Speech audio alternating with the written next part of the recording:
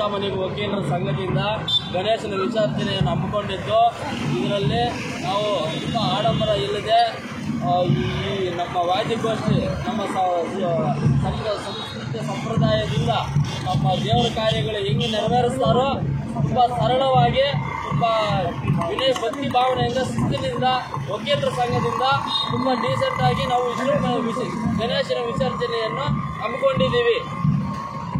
Okay okay ಹಾಂ ನಿಂತ್ಕೋಣ ಹಾಂ ನೀವೇನ ಹೇಳ್ತೀರಲ್ಲಣ್ಣ?